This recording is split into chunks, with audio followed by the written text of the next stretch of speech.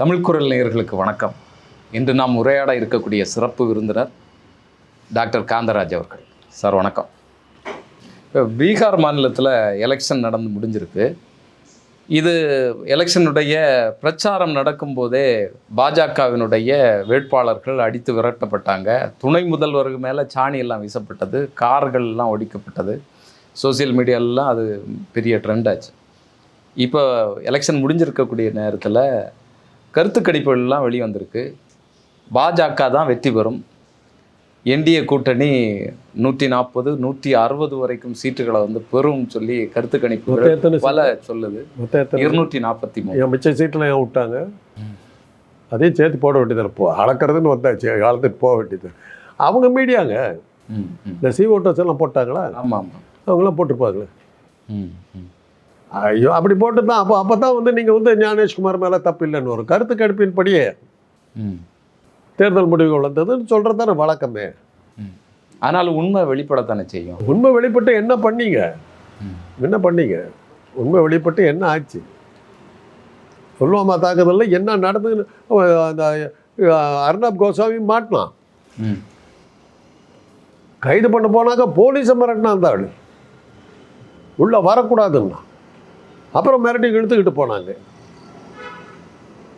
அந்த அளவுக்கு அவங்களுக்கு சக்தி இருக்குது. போலீஸை மிரட்டுற அளவுக்கு அந்த அளவு தான் உளரலாம். புல்வாமா தாக்குதலுக்கு நாங்கள் தான் காரணங்கிறத வீடியோ ஆதாரத்தையும் கொடுத்துவிட்டான் அந்த ஆள். என்ன பண்ணிட்டீங்க? அது அப்படியே தான் இருக்குது. எத்தனை போஸ் அந்த இராணுவ வீரர்களை போய் ரொம்ப ஓடி பார்த்து அப்படி கண்ணீர் விடுற மாதிரி. அப்போ டிவி ஓடிக்கிட்டு இருக்குது. டிவி பார்த்துட்டு ஜாலியாக உட்காந்துருக்காங்க. செட்டப்பு. ஒருத்தவங்க கூட அடிபட்ட மாதிரி தெரியல. அதான் கேட்டாங்க, ஏன் அடிபட்ட நாட்டமாக இருக்கிறான், அத்தனை ஹாஸ்பிட்டலில் படுத்துக்கிற மாதிரியா இருக்கான், ஜாலியாக உட்காந்து டிவி பார்த்துக்கிட்டு இருக்கிறான். அவனுக்கு போய் ஆறுதல் சொல்கிறார். இன்றைக்கும் போய் உட்காந்து காட்டுறாரு. யாரையோ பார்த்து தலையில் தடவுறது இதெல்லாம் பண்ணிக்கிட்டு வந்துக்கிட்டு இருப்பார். ஏதோ பூட்டான் ஜாலி ட்ரிப் முடிச்சுட்டு ஆறுதல் சொல்லிட்டு இருக்காரு. எதுக்காக போடுறேன் இதெல்லாம்? என்னன்னாக்கா நாளைக்கு அந்த தேர்தல் முடிவுகள் நான் தான் சொன்னேனே, தேர்தல் நேர்மையாக நடந்தால் ஒரு இடத்தில் கூட அவர்கள் ஜெயிக்க மாட்டார்கள். நேர்மையாக நடத்துறது உத்தரவாதம் நீங்கள் கொடுங்க. அதுதான் இப்போது மக்கள் தெளிவாக இருக்காங்க. பாஜகவுக்கு ஓட்டு இல்லைங்கிறதுல மக்கள் தெளிவாக இருக்காங்க. ஞானேஷ்குமார் கையில் தானே இருக்குது முடிவுகள். பாஜக ஞானேஷ்குமார் தலைமையில் இருக்கிற தேர்தல் ஆணைய கூட்டணி வெற்றி பெறுகிறது. அவ்வளோதான். அதுதான் கருத்து கணிப்பு முடிவு. இல்லை, பல இடங்களில் இந்த எலெக்ஷனுக்கு பிறகு சிசிடிவி கேமரா இருக்கக்கூடிய அந்த இவிஎம் மிஷின்கள் இருக்கக்கூடிய ரூமுகளில் இருக்கக்கூடிய சிசிடிவி கேமராக்கள்லாம் ஆஃப் ஆகுது. அது மாதிரி திடீர்னு அங்கே கரண்ட் கட் ஆகுது, ஒரு ட்ரக்கு வெளியே போகுது. இதெல்லாம் அந்த இவிஎம் மிஷின்கள் எல்லாம் வெளியில் கொண்டு போனது அப்படின்னு சொல்லி தேஜஸ்வி யாதவனுடைய கட்சியினர் குற்றம் சாட்டுறாங்க. 2-3 நாட்களாக மௌரியா ஹோட்டலில் அமித்ஷா அவர்கள் தங்கியிருந்து அங்கே இருக்கக்கூடிய அதிகாரிகள்லாம் பார்க்குறாரு. இது என்ன நடந்துட்டுருக்கு? ஒவ்வொரு தேர்தலுக்கு முன்னாடி அப்படி தாங்க நடக்குது. தமிழ்நாட்டு தேர்தலுக்கு முன்னாடி ஒரு அமித்ஷா இங்கே தங்கினார்ல, எதுக்காக வந்தாருன்னு கேட்டாங்க. தேர்தல் ஆணைய அதிகாரிகளுக்கெல்லாம் என்னென்ன பண்ணணும்னு சொல்லி அவர் இது கொடுப்பாரு. அதுக்கு தகுந்த மாதிரி நீங்கள் செய்யணுங்கிறது தான் அவருக்கு. அதுக்கு தான் அவர் வருவார். ஒவ்வொரு தேர்தலுக்கு முன்னாடி அமித்ஷா வர்றாரு. உள்துறை அமைச்சருக்கு தேர்தல் நடத்துகிற இடத்துக்கு என்னங்க சம்பந்தம்? அவரே அங்கே வர்றாரு. அவர் ஒரு கட்சியினுடைய தலைவர் இல்லையா? அப்போ எல்லா கட்சி தலைவனும் போகணும். இதெல்லாம் பேசுறதுல அர்த்தம் இல்லை. தேஜஸ்வி யாதவ் இதெல்லாம் சொல்லிக்கிட்டு இருக்கிற அர்த்தம் இல்லை. இதை தடுக்கிறதுக்கு நீ என்ன முயற்சி பண்ண? நான் முதல்ல ராகுல் காந்திக்கிட்ட என்ன சொன்னேன்? ஓட்டு திருடன்னு நீ சொல்லிவிட்ட, தடுக்கிறதுக்கு என்ன பண்ணங்கிறத என் கேள்வி. அது அவரும் ஒத்துக்கிட்டார். ராமனா ஓட்டு திருடி தான் வந்தேன்னு அவரே ஒத்துக்கிட்டார். பார்லிமெண்ட்டில் அவர் மறுத்து பேசவே இல்லை. இன்றைக்கும் அவர் மறுத்து பேசல. மோடியோ அமித்ஷாவும் மறுத்து பேசல. ஆமாம், நாங்கள் ஓட்டு திருடுறோம், என்ன பண்ணுவேன்னு தானே அவங்க சொல்கிறாங்க. இப்போ கேள்வி என்னென்னா, மக்களுடைய கேள்வி ஓட்டு திருடுறாங்கிறது தெரியுது, எல்லாமே தெரியுது, இவ்வளோ ஃப்ராட் பண்ணியிருக்காங்க தெரியுது, நீ என்ன பண்ணேங்கிறத இப்போ தேஜஸ்வி உட்காந்துட்டு நீங்கள் ஃப்ராட் பண்ணிட்டாங்கன்னு சொன்னால் என்ன அர்த்தம்? மக்கள் உனக்கு கை கொடுக்குறாங்க, உன்னால் அதை இது பண்ண முடியலையே.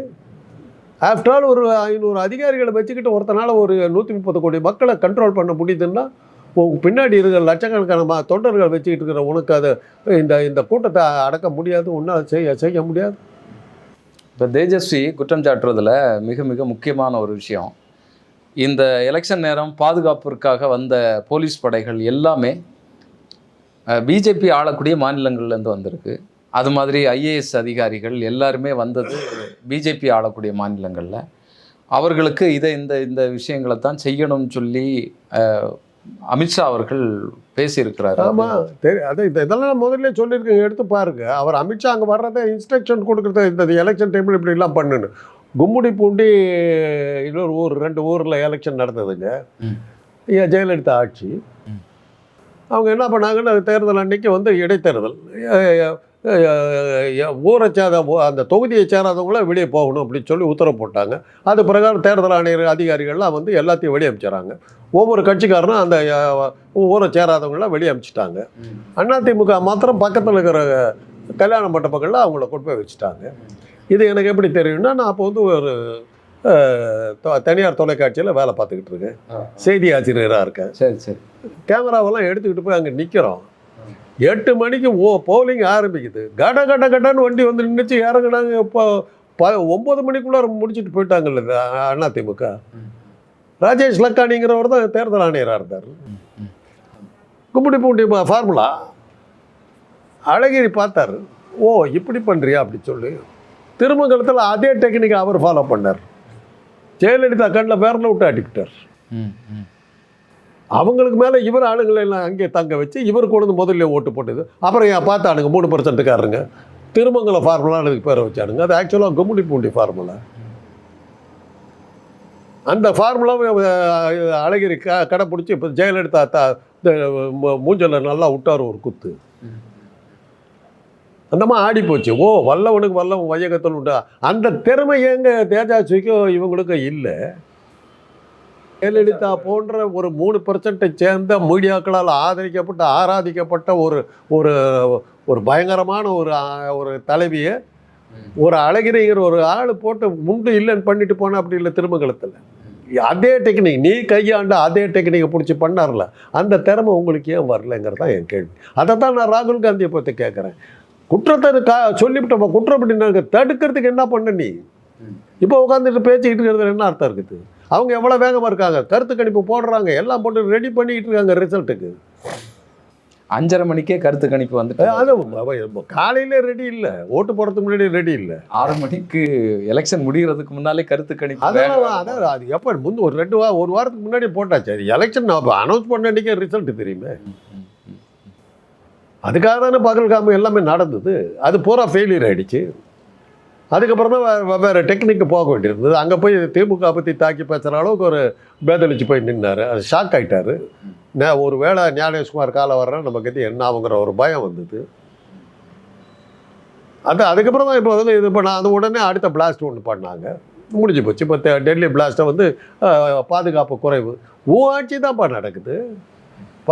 அதை நீ வந்து இது பண்ண இது கேட்கணும் இல்லை. ராகுல் காந்தி அவர்கள் எஸ்ஐஆர் பற்றி குற்றச்சாட்டு சொல்லும்போது, இப்போ ஹரியானாவில் 25 லட்சம் வாக்குகள் வந்து முறைகேடாக சேர்த்து தான் வெற்றி பெற்றாங்க அப்படிங்கிறத சொல்கிறாரு. இப்போ தேர்தல் ஆணையம் என்ன கேட்குதுன்னு சொன்னால், உங்களுடைய ஆட்கள் தானே இருந்தாங்க பிஎல்ஏக்களா, அவங்க ஏன் தடுத்து நிறுத்தலை அப்படிங்கிற கேள்வியை கேட்குறாங்க. இது எப்படி பார்க்க? அது ஒரு தடவை குரூஷேவ்னு ஒரு ரஷ்ய தலைவர் இருந்தார். ஸ்டாலின் இறந்தப்புறம் அவர் வந்து பெரிய தலைவராக வந்தார். ஸ்டாலின் வந்து சர்வாதிகாரியாக இருந்தார், உங்களுக்கு தெரியும். ஸ்டாலின் ஆட்சியில் நடந்தபோது நடந்த தவறுகளையும் குற்றங்களையும் அவர் விளக்கமாக ஒரு மீட்டிங்கில் பேசிக்கிட்டு இருக்கார். இவர் தலைவரான உடனே கூட்டத்தில் ஒருத்தன் கேட்டான், நீ தானே கூட இருந்த, தடுத்திருக்க வேண்டியது தானே. அவர் என்ன பண்ணார், எவன்டாமன் சொன்னவன் அப்படின்னார். எல்லாம் டக்குன்னு உட்காந்துட்டான். எவன்டாமன் சொன்ன எந்திரா அப்படின்னாரு. எந்திரிக்கல அவன். இதே மாதிரி தான் என்ன மிரட்டினாங்க, நான் உட்காந்துக்கிட்டேன், அவ்வளோதான். நான் தாங்க உங்கள் கூட இருக்கிறேன், என்ன மிரட்டிட்டீங்க, உன் புள்ள வீடு வந்து சேராது, உன் பொண்டாட்டி உயிரோடு இருக்க மாட்டேன்னு சொன்ன நான் என்ன பண்ணுவேன்? நீதிபதிகள் ஏங்க தீர்ப்பை மாற்றி சொன்னாங்க? ஒரு நீதிபதி மாற்றி சொன்னார், என்ன ஆனார்? அமித்ஷாவுக்கு அகேன்ஸ்டாக தீர்ப்பு கொடுத்தார். அவர் கதி என்னாச்சு? அதுக்கப்புறம் தானே நீதிமன்றங்கள்லாம் அந்த சந்தேகத்துக்குரியதாக மாறிச்சு. அதுக்கப்புறம் நீதிபதிகளுக்கெல்லாம் எம்பி பதவி கொடுக்க எல்லாம் விலைக்கு வாங்க ஆரம்பித்தாங்க. இதெல்லாம் எல்லாமே நமக்கு தெரியுதுங்க. நடக்கிற தவறுகள் பூராவுமே நமக்கு தெரியுது. மக்கள் சுட்டி காட்டுறாங்க, தடுக்க மாட்டேங்கிறீங்க. உனக்கு ஒரு படம் வச்சிருக்க வேணாம்? வாடா உனக்காச்சு எனக்காச்சு நிற்போன்னு. இப்போ திருமங்கலத்தில் ஒரு தனியாளாக நின்று அழகிரியால் ஜெயலலிதாங்கிற ஒரு ஒரு பெரிய சக்தி வாய்ந்த ஒரு 3% காரியை வந்து மூக்க உடைச்சி அனுப்புறதுக்கு அழகிரியால் முடிஞ்சதுன்னா உங்களால் ஏன் முடியாது?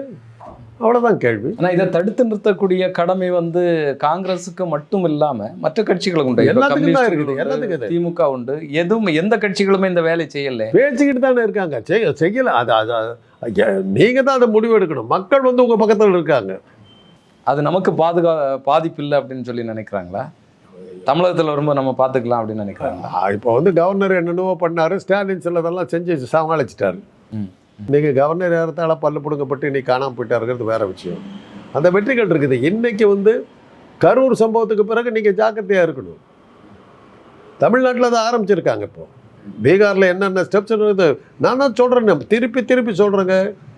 டிசம்பர் எண்டுக்குள்ளார ஒரு பெரிய மத கலவரமோ இனக்கலவரமோ தமிழ்நாட்டில் நடக்க போகுது. சந்தேகமாக வரும். இல்லை, ஏற்கனவே இங்கே மதுரையை வச்சு சில முயற்சிகள் பண்ணி திருப்பரங்குன்றத்துக்கு முயற்சி பண்ணாங்க. அது சரியாக வரல, எடுபடல. அதனால் வேறு ஏதோ பண்ணுவாங்க. ஜாக்கிரதையாக இருக்கணும். அதுக்கப்புறம் மக்கள் வந்து உங்களுக்கு தான் ஓட்டு போடுவாங்க. அதை ஞாபகம் வச்சுக்கோங்க. ஆனால் கருத்து கணிப்பெல்லாம் போட்டு ஞானேஷ்குமாரை வச்சு அவங்க முடிவு எடுப்பாங்க. தேர்தல் ஆணையத்தினுடைய இதை அத்துமீறலை தடுக்கிறதுக்கு என்ன வழிங்கிறத பாருங்கள். இப்போ எஸ்வி சேகர் வந்து சில பட்டியலிட்டு கொடுத்துருக்காரு. எஸ்ஐஆரில் என்னென்ன இருக்குதுன்னு. தமிழக அரசு வந்து ரேஷன் கார்டு கொடுத்துருக்குதுங்க. அந்த ஒரு ரேஷன் கார்டை வச்சுட்டு உதவி பணம் வாங்கிக்கலாம், உரிமை தொகையை வாங்கிக்கலாம், மருத்துவ வசதிகள் வாங்கிக்கலாம், குடும்ப நலன்களெல்லாம் பண்ணிக்கலாம். ஒரே கார்டில் 6 அரசாங்க இதெல்லாம் நீங்கள் வாங்கிக்கலாம். ஒரே கார்டு.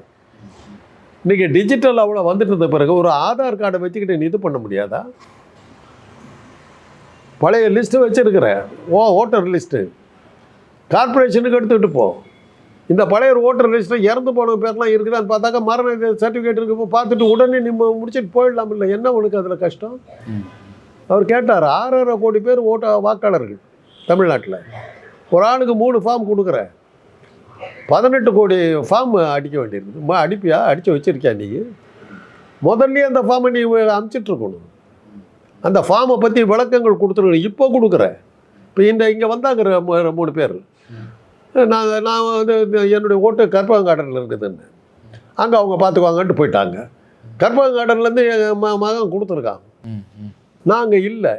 2வது தடவை வரும்போது நாங்கள் இல்லைன்னாக்கா என் ஓட்டு போயிட போகுது.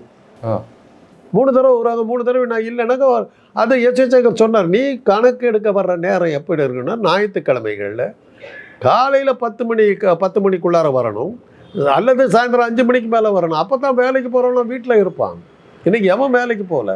கூலி தொழிலாளர் இருந்து கம்பெனியில் வேலை பார்க்குறவங்கலாம் அத்தனை பேர் காரில் வேலைக்கு போயிடுவாங்க. யாரும் இருக்கிறது? ஆண் பெண் 2 பேருமே போயிடுறாங்க. அப்படி இருக்கும்போது எப்படி கிடைக்கும்? உனக்கு உண்மையான அக்கறை இருந்ததுன்னா வீட்டில் அவங்க இருக்கிற நேரத்துக்கு நீ போகணும். காலையில் 10 மணிக்குள்ளார போகணும். போனால் அவங்க வீட்டில் இருப்பாங்க, கொடுப்பாங்க டீட்டெயில். இல்லாட்டி சாயந்தரம் 5 மணிக்கு மேலே போனாக்கா வந்துடுவார், கொஞ்சம் இருக்குன்னு கொடுப்பாங்க. அதுவே இல்லாமல் 11 மணிக்கு 12 மணிக்கு எல்லாம் வேலைக்கு போன நேரத்துக்கு வரேன். இங்கே ஞாயிற்றுக்கிழமை தான் வந்தாங்க. ஒரு 12 மணிக்கு வந்தாங்க. நான் யாருன்னு கேட்டேன். அப்புறம் நான் சொல்லிட்டு அப்புறம் என் வீட்டுக்கு மகனுக்கு ஃபோன் போட்டால் நாங்கள் கொடுத்துட்டோம் பாடின. அப்படி இன்னொரு இது என்னன்னாக்கா நான் ஆளை காட்டணுங்கிறாங்க. அது ஒரு இது இருக்குது. நான் 3 தடவை அவங்க வரும்போது 3 தடவை நான் இல்லைன்னாக்கா நான் என்னை இறந்து போனவங்களாக சேர்த்திடுறாங்க. அதை தான் எச்சரிக்கை. இறந்து போயிருந்தாக்கன்னு கார்பரேஷன் போய் காட்டி இருக்கான உயிரோடு இருக்கான்னு கேட்டாக்கா முடிஞ்சு போகுது. ஒவ்வொரு வார்டுக்கும் வச்சுருக்காங்கல்ல, அந்த வார்டு ஆஃபீஸில் போய் கேட்டால் தெரிஞ்சு போகுது. இதுக்கு என்னத்துக்கு ஒரு ஃபார்மை கொடுத்துட்டு ஃபில்லப் பண்ண சொல்கிறேன்? எத்தனை பேர்த்துக்கு படிக்க தெரியும்? பர்த் சர்டிஃபிகேட் என்ன கேட்குறாங்க? நான் பிரிட்டிஷ் ராஜ்யத்தில் பிறந்தவன். 1942 நான் பிறந்தபோது இப்போ எலிசபெத் ராணி வந்து இளவரசி. எங்களுக்கு 6ஆம் ஜார்ஜ் மன்னருடைய ஆட்சி காலத்தில் அந்த மன்னர் ஆட்சியில் தான் நான் பிறந்தேன். எங்கே போகிறது சர்டிஃபிகேட்டுக்கு? அப்போ வந்து நான் 7வது பிள்ளை எங்கள் வீட்டில் கடைசி. இளவரசியை தான் கேட்கணும். அது இளவரசியை தான் கேட்க. ஒரு நாட்டு மருத்துவ வச்சு பெற்று கொடுத்துட்டு போயாச்சு. அப்போல்லாம் இந்த சர்டிஃபிகேட்லாம் வச்சுக்கிறதுக்கு கிடையவே கிடையாது. இன்றைக்கி நீங்கள் போங்க, துப்புரவு தொழிலாளர்கள் இருக்காங்க, அடித்தட்டு இவங்களாம் இருக்காங்க. அவங்க பிறந்த யாருக்குங்க தெரியும்? ஏதாவது சொல்கிறாங்க நம்ம பிறந்தவங்கிறாங்க. ஏதோ வயசெல்லாம் வாங்கலாம், காலேஜுக்கு வாங்கலாம். எங்கள் பெருக்கிற ஆயாக்கள் அவங்கெல்லாம் இந்த துப்புரவு தொழிலாளர்கள்லாம் கேட்டு பாருங்கள், யாருக்கும் வயசு தெரியாது. பொது மருத்துவமனையில் இருக்கும்போது ஒரு தடவை அவங்க லலிதா காமேஸ்வரன்றவங்க வந்து டீனாக இருக்கும்போது என்ன தான் இது பண்ணாங்க, இந்த ஒர்க்கர்ஸனுடைய இதெல்லாம் கிளாஸ் 4 ஒர்க்கர்ஸனுடைய இதை டீட்டெயில் பூரா வாங்குப்பா எப்படியாவது, ஒன்றுமே புரியலன்னு. ஒரு வாரம் தினம் ராத்திரி போய்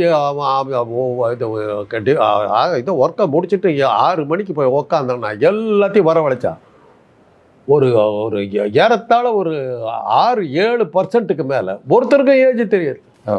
அதுக்கு பாட்டுக்கு இருந்துக்கிட்டு இருக்குது. எப்போ வேலை சேர்ந்த தெரியாதுங்க. நான் பாட்டுக்கு இருந்துக்கிட்டு இருக்கு. எல்லாம் 50 தாண்டி 60 தாண்டி போயிட்டே இருக்குது. அப்புறம் தான் கொடுத்தேன், இதெல்லாம் இவ்வளோ கேஸ் இருக்கிறதெல்லாம் டிஎன்ஏ டெஸ்ட் பண்ணிக்க தான் ஏஜை கண்டுபிடிக்க முடியல. அப்புறம் விட்டுட்டோம் நாங்கள். செத்து போனாக்க இது பண்ணுன்னு விட்டோம். அப்புறம் தான் இப்போ தான் வந்து அதெல்லாம் வந்துக்கிட்டு இருக்குது. கட்டாயப்படுத்துறதெல்லாம் உங்களுக்கு 70க்கு மேலே தாங்க கட்டாயப்படுத்தினாங்க பர்த் சர்டிஃபிகேட் வாங்கணுங்கிறது. அப்புறம் நீ வாங்கி வச்சுக்கிற ஆதார் கார்டுக்கு என்ன விஷயம், என்ன அர்த்தம்னு கேட்குறாரு அவர். நீ கொடுத்துக்கிற ஒரு 6-7 கார்டு, அதெல்லாம் அதை வச்சுக்கிட்டு என்ன பண்ண சொல்கிற அப்படிங்கிறார். இதை வச்சு பார்த்து நீ தெரிஞ்சுக்க முடியாது. இந்த கேள்விக்கெல்லாம் என்ன பதில்? அதாங்க அடிப்படையில் நீ அயோக்கியத்தனம் பண்ணு முடிவு எடுத்துட்டேங்கிறது. அதுக்கு பதிலே கிடையாது. எல்லாம் சரியாகத்தான் நடக்கிறது. அவ்வளோதான் ஞானேஷ்குமார், முடிஞ்சு போச்சு. இந்த அதிகாரிகளுக்கு சொல்கிறேன், மக்கள் எல்லா நேரத்துலையும் பொறுமையாக இருக்க மாட்டாங்க. என்னைக்கா ஒரு நாள் வெடிக்கும். அப்படி வெடிச்சதுன்னா ஜாக்கிரதையார், அவ்வளோதான் சொல்கிறேன். இப்போ தமிழ்நாட்டில் இவங்க நிர்மலா சீதாராமன் அவர்கள் வந்திருக்காங்க அவர்களுடைய கட்சி மீட்டிங்குக்காக. தமிழக அரசு, மத்திய அரசாங்கம் தமிழக மக்களுக்காக கொடுக்கக்கூடிய பல்வேறு திட்டங்களை வந்து சட்டமன்றத்திலையும் சரி கோர்ட்டுக்கும் போய் இவங்க கேஸ் போட்டு அதை தடுத்து நிறுத்துறாங்க. தமிழக மக்களுக்கு வந்து மத்திய அரசாங்கம் கொடுக்கக்கூடிய திட்டங்கள் வந்து சேரலை, அதை தடுக்கக்கூடிய வேலையை செய்கிறாரு அப்படின்னு சொல்லி ஒரு குற்றச்சாட்டு இருக்கிறாங்க. எப்படி பார்க்குறது? அவங்க கொடுக்கவே இல்லைங்கிறது எனக்கு குற்றச்சாட்டு என்னமோ ஒன்றும் கொடுக்க. ஏங்க மழையில் வந்து எல்லாம் நசுக்கி செத்துக்கிட்டு இருந்தாங்க. கேட்குறாங்க, தமிழ்நாட்டு இது இந்த பேரிடர் வந்து இருக்குது, இதுக்கு என்ன கொடுக்க போகிறேன்னு ஒரு வார்த்தை கூட சொல்லாமல் போனேன் இந்த பொம்பளை. சமீபத்தில் நடந்த வெள்ளத்தில் வந்து காசு கொடுக்க மாட்டேன்ட்டு போச்சு. இல்லை திமுக ஆட்சி தான். யார் பதில் சொல்கிறேன்னு கேட்டதுக்கு சத்தமெல்லாம் ஓடி போயிடுச்சு. இல்லை இப்போ ஒன்று வந்துருக்குது, இப்போ 20,000 ரூபா கட்டினாக்கா மாதம் 10 லட்ச ரூபா கிடைக்கும்னு சொல்லிச்சு. அது பெரிய ஸ்கேம்னு இப்போ வந்துருக்குது. ஆமாம், ஏமாந்துட்டோன்றாங்க. ஆனால் ஒரு அமைச்சரை வந்து இதை வெளிப்படையாக பேசுகிறாருன்னா அது எப்படி புரிஞ்சுக்கிறது? எது இந்த ஸ்கேம்? அந்த அம்மாளுக்கு வேலையே அதுதாங்க. எலெக்ஷன் டைமில் வரும், இன்னும் அடிக்கடி வரும். அது நிறையா பேசும். திமுக வந்து இது பண்ணிச்சு அது பண்ணிச்சுன்னு பேசிக்கிட்டு போகும். இல்லை இப்போ அடிக்கடி இங்கே வராங்கன்னா, ஆமாம், இப்போ காங்கிரஸினுடைய மூத்த தலைவர் பீட்டர் அல்போன்ஸ் அவர்கள் சொன்ன மாதிரி நிர்மலா சீதாராமனையே முதல்வர் வேட்பாளராக அறிவிப்பாங்க. அவன் அதுக்கு தான் தமிழ்நாட்டுக்கு அந்த மாதிரி கொண்டு வருதான். பிராமணர் தலைமையில் இருக்கணுங்கிறது தான் அவங்களுடைய இது லட்சியமே. தமிழ்நாட்டில் பிராமண ஆட்சி வரணுங்கிறதான் பாஜகனுடைய இது லட்சியம். ஏற்கனவே ஒரு திட்டமிட்டதாக சொல்லப்படுது. சரியா வரல. அது அதுதான் இப்போ ஐயநாதன் போன்றவர்கள்லாம் என்ன சொல்கிறாங்கன்னா, என்னதான் தெல்லு முள்ளு பண்ணாலும் 5% 10% மேலே பண்ண முடியாது அப்படின்றாரு. பீகார் போன்ற மாநிலங்கள் எல்லாம். அதனால் இந்த கருத்து கணிப்பெல்லாம் நம்ம சட்டம் பண்ண வேண்டிய அவசியமே இல்லை. பட்டவர்த்தனமாக தெரிஞ்சு போய்டும் அப்படிங்கிறது. அதனால தான் அவங்க அவ்வளோ தடுமாறுறாங்க, பதறாங்க. தமிழ்நாட்டில் அது மாதிரி செய்ய முடியாது அப்படின்னு சொல்லி தமிழ்நாட்டில் இதுவரைலாம் அவங்க அதிகாரிகள் வந்து கொஞ்சம் இதாக இருக்கிறாங்க. சிலதெல்லாம் வெளியில் வந்துடுது. இங்கே மீடியாக்கள் கொஞ்சம் ஷூடாக இருக்காங்க.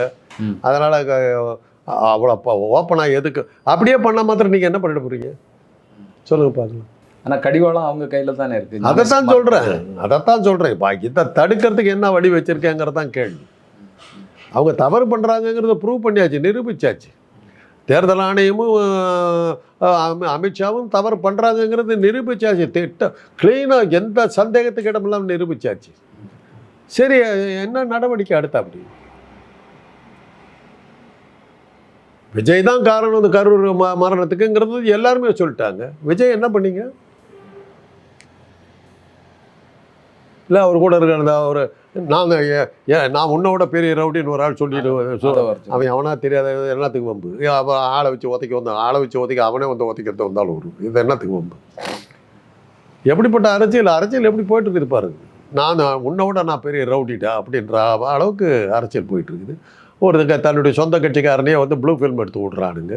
இன்றைக்கி அரசியல் அப்படி போயிட்டுருக்குது. உங்களுக்கு இன்னொன்று ஞாபகம் இருக்குதா?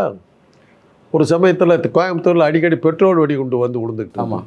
இப்போ அதெல்லாம் காணோம், பார்த்தீங்கல்ல. ஏன்னா அது தெரிஞ்சு போச்சு. கமலாலயத்தில் பெட்ரோல் வெடிகுண்டு வெடித்து அந்த ஒரு அண்ணாமலை போஸ் கொடுத்த போஸ் இன்னும் மறக்க மாட்டேன். இத்தினூண்டு கருப்பு வளையம், கருப்பு புகை. நான் என்ன டி நகரை இடித்து போயிட்டுருக்கோம் பெட்ரோல் வெடிகுண்டு நினச்சிட்டு போனாக்கா அந்த அங்கே இருக்கிறவங்க வந்து ஆமாம் ஏதோ வெடிகுண்டு வெடித்ததாக சொல்கிறாங்கன்றாங்க. அவ்வளோதான் நடக்கும். அதுக்கு ஒரு பெரிய ஷோ எல்லாம் பண்ணார். அப்புறம் கோயம்புத்தூரில் வந்து எல்லாம் போட்டார். கரெக்டாக பாஜகக்காரர்கள் வீட்டுக்கிட்ட போகும், ஆனால் வெடிக்காது. பெட்ரோல் வெடிகுண்டு கைப்பற்றப்படும், ஆனால் வெடிக்காது. அவ்வளோ ஜாக்கிரதையான வெடிகுண்டெல்லாம் தயாரித்த கூட்டம் அவங்க. ஆனால் அவங்களே மாறி மாறி பெட்ரோல் வெடிகுண்டு வீசிட்டு இருந்தாங்க கன்னியாகுமரி மாவட்டத்தில். அதாவது ஆனால் வெடிக்காது, ஆனால் வெடிக்காது. இதெல்லாம் அவங்களுடைய டெக்னிக்கு, ஆர்எஸ்எஸ்னுடைய டெக்னிக்கு. அதெல்லாம் பயன்படுத்தி ஏங்க காந்தியை வந்து ஒன்றும் பண்ண முடியலன்னு ஒன்று தீர்த்துப்பிட்டாங்கல்ல, அவ்வளோதாங்க. பல்வேறு விஷயங்கள் உங்களுடைய நேரத்தை ஒதுக்கி பேசுனீங்க. உங்களுடைய நேரத்திற்கும் கருத்துக்களுக்கும் நன்றி.